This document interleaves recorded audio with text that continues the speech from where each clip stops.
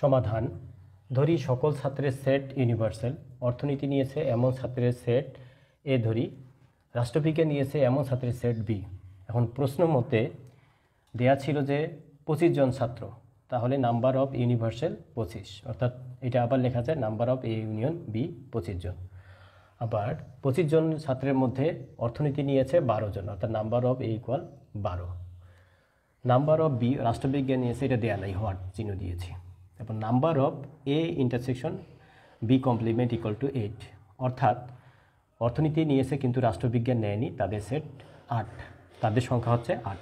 এখানে একটা জিনিস মনে রাখতে হবে যে এ হলো অর্থনীতি নিয়েছে তাদের সেট, আর বি হলো রাষ্ট্রবিজ্ঞান নিয়েছে তাদের সেট, কিন্তু বি কমপ্লিমেন্ট হলো যারা রাষ্ট্রবিজ্ঞান নেয়নি তাদের সেট। এই জন্য আমরা এখানে বি কমপ্লিমেন্ট দিয়েছি, কারণ বলা আছে অর্থনীতি নিয়েছে কিন্তু রাষ্ট্রবিজ্ঞান নেয়নি, তাদের সংখ্যা 8 জন। নির্ণয় করতে হবে ক নাম্বার, কতজন অর্থনীতি এবং রাষ্ট্রবিজ্ঞান নিয়েছে, অর্থাৎ number of A intersection B সমান হোয়াট, এইটা আমাদের নির্ণয় করতে হবে। এইটা নির্ণয় করার জন্য আমরা এই একটা সূত্র আছে, যে এই সূত্রটা লিখি যে আমরা জানি number of A intersection B complement. এই সূত্রটা আমাদের মনে রাখতে হবে যে এটা লেখা যায় number of A minus number of A intersection B. এখন এই number of A intersection B complement দেওয়া আছে 8, তাহলে 8 ইকুয়াল নাম্বার অফ এ দেওয়া আছে 12 minus number of A intersection B আমাদের নির্ণয় করতে হবে, এ ইন্টারসেকশন বি নির্ণয় করতে হবে। বা এখন এই number of A intersection B এই দিকে আসলে প্লাস হয়ে যাবে, number of A intersection B সমান এই 12 8 এই পাশে গিয়ে মাইনাস হয়ে যাবে। তাহলে অতএব কী দাঁড়াচ্ছে যে number of A intersection B সমান 12 থেকে 8 গেলে 4, অর্থাৎ অর্থনীতি এবং রাষ্ট্রবিজ্ঞান উভয় নিয়েছে 4 জন। এটা লেখা যায় অর্থাৎ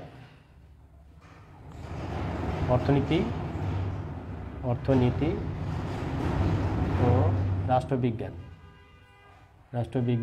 উভয় নিয়েছে 4 জন। এটা আমাদের লিখতে হবে, অর্থনীতি ও রাষ্ট্রবিজ্ঞান উভয় নিয়েছে 4 জন।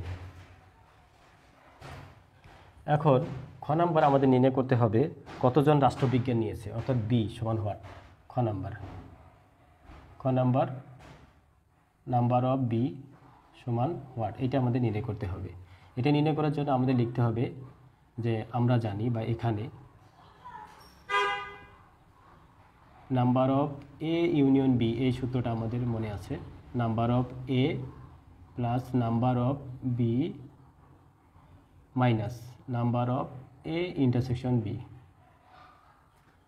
বা এখন number of A union B এখানে দেওয়া আছে 25 জন, 25 ইকুয়াল নাম্বার অফ এ কত 12 প্লাস নাম্বার অফ বি, এটা আমাদের নির্ণয় করতে হবে, minus number of A intersection B, এটা আমরা পেয়েছি 4, এই 4।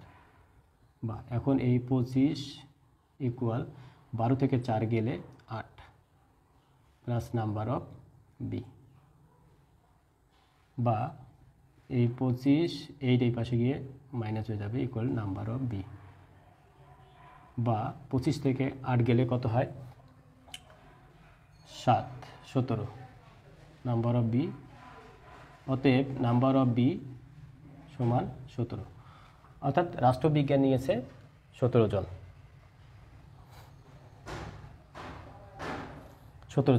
অর্থাৎ রাষ্ট্রবিজ্ঞান নিয়েছে 17 জন।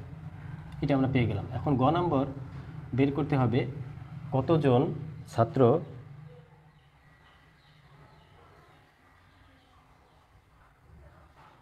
রাষ্ট্রবিজ্ঞান নিয়েছে কিন্তু অর্থনীতি নেয়নি। এইটা দাঁড়াচ্ছে number of A intersection number of A complement intersection B equal what. গ নম্বর আমাদের নির্ণয় করতে হবে কতজন অর্থনীতি নেয়নি কিন্তু রাষ্ট্রবিজ্ঞান নিয়েছে, বা কতজন রাষ্ট্রবিজ্ঞান নিয়েছে কিন্তু অর্থনীতি নেয়নি, একই কথা। এইভাবে এটা সমান হোয়াট। তাহলে এটা কি লিখতে হবে, আমরা জানি number of A complement intersection B equal কত লেখা যায়, number of B minus number of A intersection B, এটা সূত্র আমাদের মনে রাখতে হবে।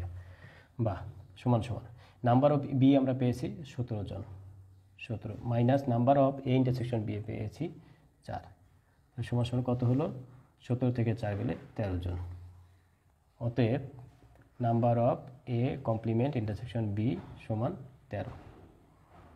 অর্থাৎ রাষ্ট্রবিজ্ঞান নিয়েছে কিন্তু অর্থনীতি নেয়নি এমন ছাত্র 13 জন, অ্যান্সার এটাই।